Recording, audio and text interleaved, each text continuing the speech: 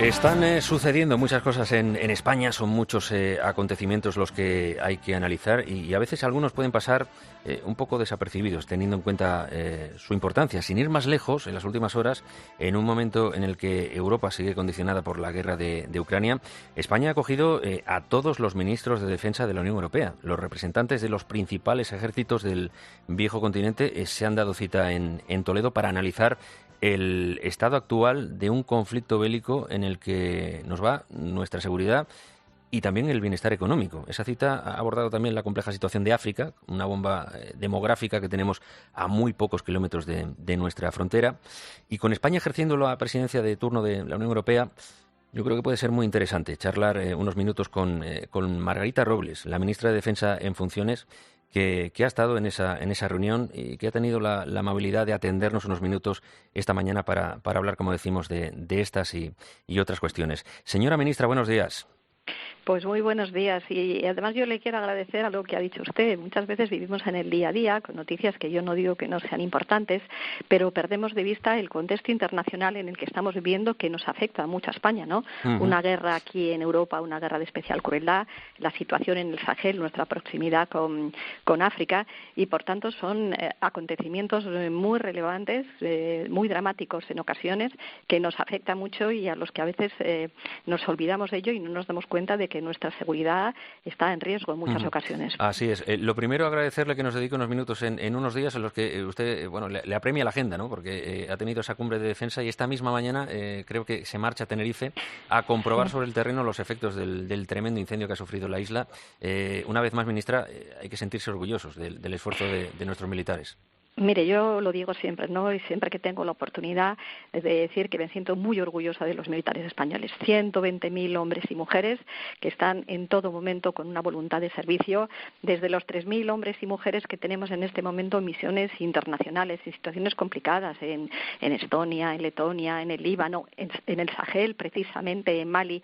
Ahora voy efectivamente a Tenerife y a dar también las gracias a los militares de la UME que han estado en estos días en este incendio tan terrible, pero en todos los ámbitos. Yo creo que tenemos unas Fuerzas Armadas de las que nos tenemos que sentir muy orgullosos, como decía antes, hombres y mujeres preparados, formados, profesionales, con valores, con una dedicación de servicio a España, que son un lujo, son ciertamente un lujo y además tengo que decirlo y ayer pues para mí fue otro motivo de satisfacción, ¿no? Esta reunión de ministros de defensa de la Unión Europea, España y sus Fuerzas Armadas son un punto de referencia importante en nuestras misiones militares, tanto en la OTAN como en Unión Europea, ¿no? Y en los países donde están, son profundamente respetados. Yo la semana que viene voy a ir a visitar también a nuestros militares en Estonia. Uh-huh. y el ministro de Estonia pues agradecía la visita porque para todos esos países de esa zona la presencia militar española es tranquilizadora. Ajá. Hablando de Ucrania, la verdad es que fue muy significativo que todos los ministros europeos de defensa se dieran cita en nuestro país para analizar la situación de la guerra de Ucrania, justo en un día en el que se dio el mayor ataque de Rusia sobre Kiev desde la pasada primavera y el mayor ataque ucraniano con drones sobre territorio ruso en todo el conflicto. El español de a pie se desayuna estos días con titulares como esos, que apuntan a un cierto repunte de las hostilidades, con Ucrania haciendo avances tras la muerte del mercenario Prigozhin, pero también leemos que Estados Unidos no está muy contenta con la estrategia bélica de Kiev. Sé que es difícil resumir, pero si usted pudiera condensarlo en unos pocos segundos, ¿en qué punto se encuentra la guerra y qué conclusiones ha sacado la Unión Europea sobre cuál debe ser su papel en el medio plazo? Bueno, ayer también entró por videoconferencia el ministro de Defensa de Ucrania pues para agradecer el apoyo de los países de la Unión Europea. La situación en Ucrania, aunque no salga tanto en los medios, está siendo muy dura.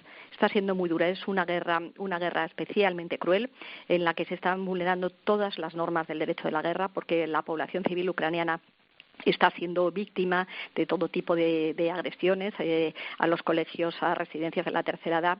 Y es verdad que se está haciendo una contraofensiva ucraniana, pero es una contraofensiva muy, muy lenta, porque efectivamente lo que han hecho los rusos durante el invierno ha sido minar todo el terreno, fortalecer, y los avances son muy largos y complicados. Aquí, precisamente, en el Hospital Militar de Zaragoza, hemos traído heridos ucranianos con terribles amputaciones.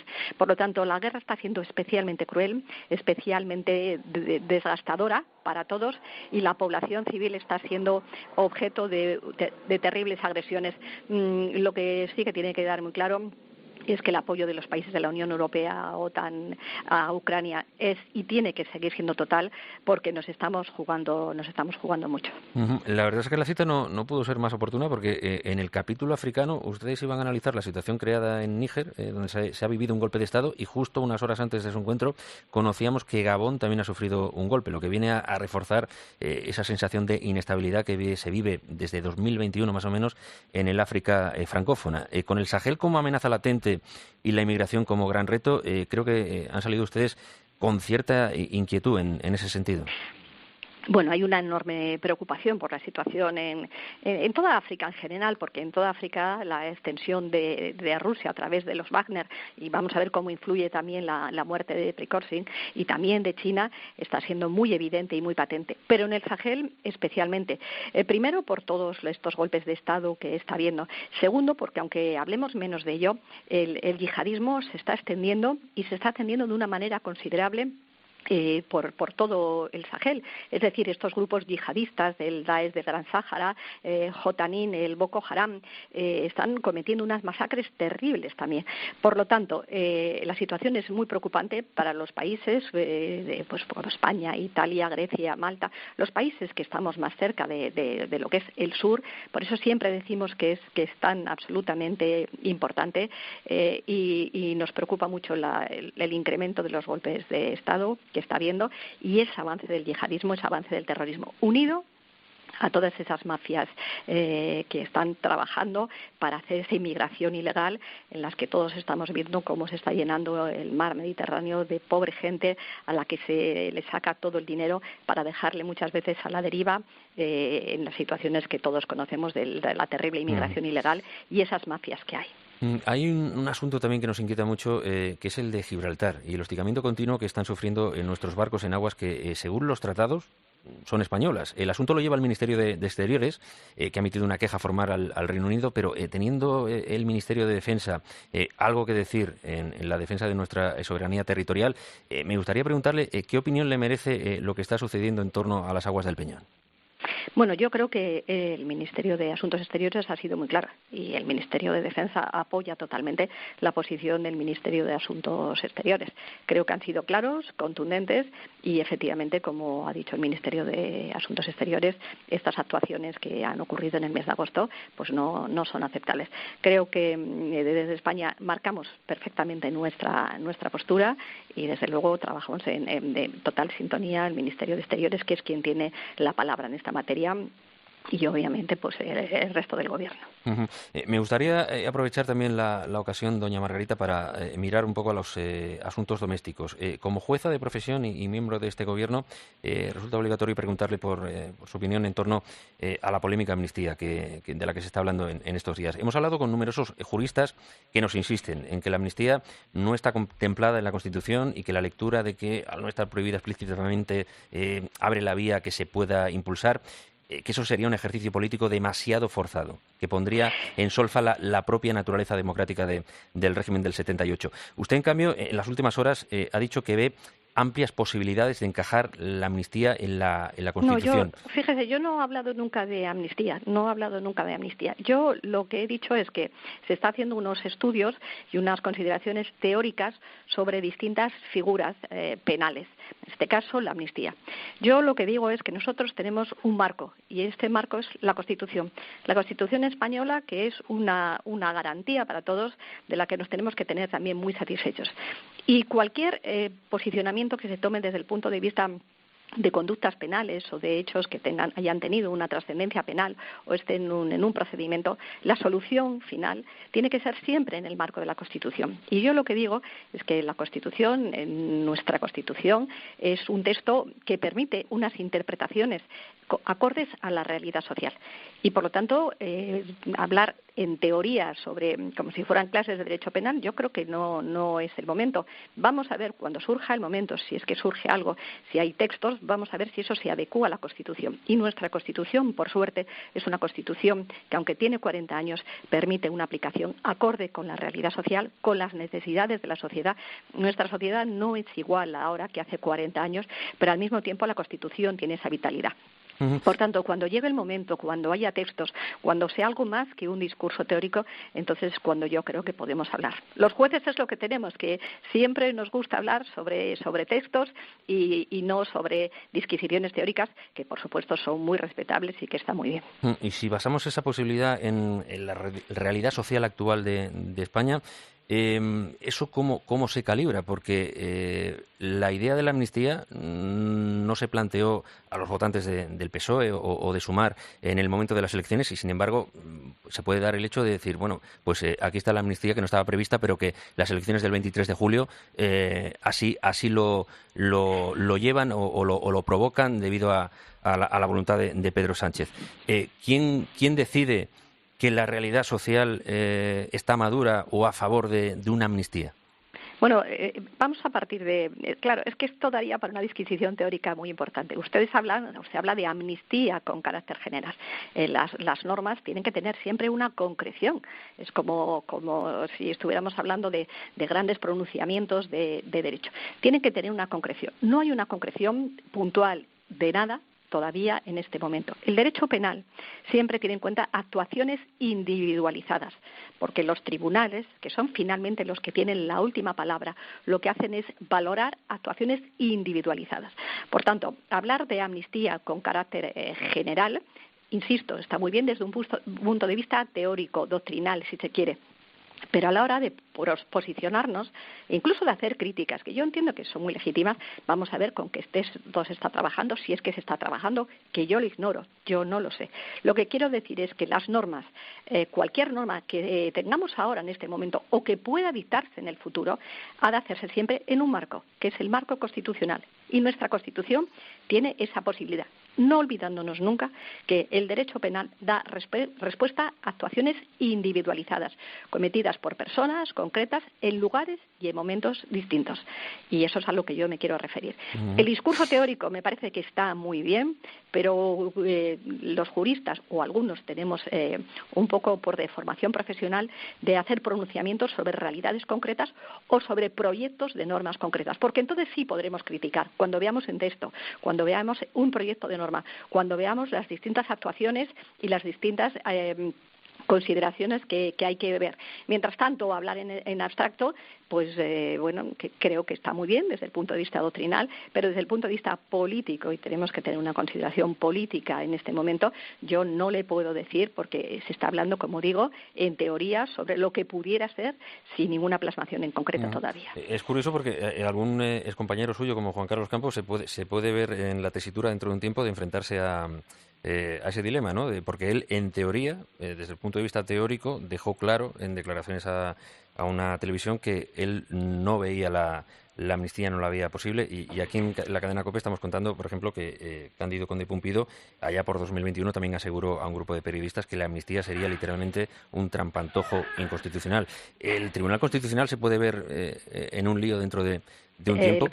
El Tribunal Constitucional, que está formado por magníficos juristas, lo que verá es un texto concreto con una articulación concreta, no con unas grandes declaraciones de principios, sino con un texto concreto, con una articulación concreta, contemplando situaciones concretas, y tendrá que pronunciarse sobre ese texto. El Tribunal Constitucional, obviamente, como decía antes, no es una cátedra universitaria, no es un foro de discusión jurídica, sino lo que hace es pronunciarse sobre la constitucionalidad de normas articuladas y con pronunciamientos concretos. Yo, desde luego, no conozco todavía ningún texto sobre el que yo le pudiera vertir mi opinión, no lo conozco, no lo sé. Finalmente, quisiera conocer su opinión, si es tan amable, del gran tema que tenemos hoy encima de la mesa en las radios, en las televisiones, en la prensa, que es esa reunión que hubo entre el presidente del Gobierno en funciones y el candidato a la investidura, Núñez Feijóo. Se plantearon una serie de pactos de Estado por parte del PP, pero el PSOE no parece muy por la labor. ¿Usted qué opinión tiene de lo que se vio ayer, de lo que se escuchó y de lo que se planteó? Bueno, mire, lo primero, y lo digo siempre desde el respeto, a mí me sorprendió mucho ayer la propuesta del señor Feijóo, que lo que viene a demostrar es que lo único que quiere es ser presidente del Gobierno. Ya que tanto hablamos de la Constitución, el artículo 68 de la Constitución habla de que las legislaturas tendrán una duración de 4 años. Es verdad que si luego no se puede seguir adelante, puede acortarse la legislatura, pero la voluntad del legislador constituyente de la Constitución es que las legislaturas tengan 4 años. ¿Por qué? Porque una actuación de gobierno seria y rigurosa exige tener un tiempo. Lo que no entiendo yo no puede ser que quienes se llaman constitucionalistas digan no, bueno, ya de entrada vamos a decir que la legislatura va a durar 2 años. Es que, como usted bien decía antes, es que eso no le dijeron a los votantes del Partido Popular, de que querían una legislatura solo de 2 años. Por tanto, ¿qué impresión tiene uno? Que el señor Feijóo quiere ser presidente del Gobierno a cualquier precio o a cualquier costa, e incluso con la duración que sea, con tal de decir soy presidente del Gobierno. Pero mire, a mí que vengo ya le digo del mundo del derecho, claro que a mí se habla en este momento de pactos de Estado, cuando desde hace 5 años se tiene bloqueado al Consejo General del Poder Judicial.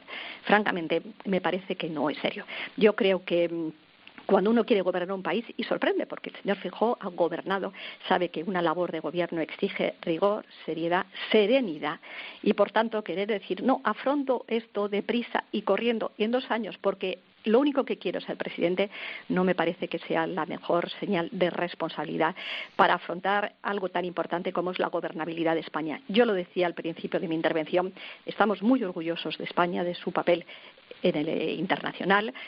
Yo hablaba de las Fuerzas Armadas, pero en otros ámbitos también. La labor de gobierno tiene que ser con una serenidad, con esa duración de 4 años que la Constitución ha querido, artículo 68, ya que tanto se habla de la Constitución, y aquí deprisa y corriendo 2 años, pues francamente, y lo digo con todo el respeto, la apariencia es una apariencia de que lo que se quiere es ser presidente a cualquier 2 años precio. deprisa y corriendo, queda claro que no, pero 4 años con Puigdemont, Esquerra, Bueno, ¿eso pinta mejor o le inquieta a usted también un poco?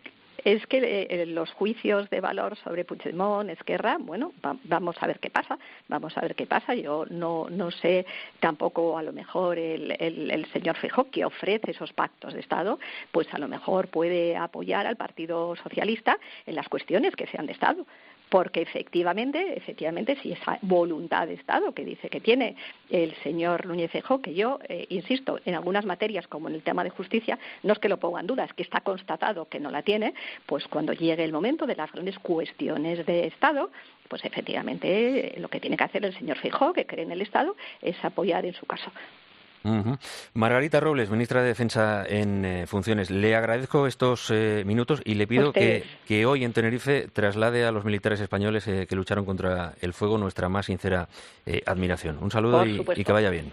Nuestra admiración siempre a todos los militares por el gran trabajo que realizan. Muchísimas gracias. Un saludo, que vaya bien. Adiós.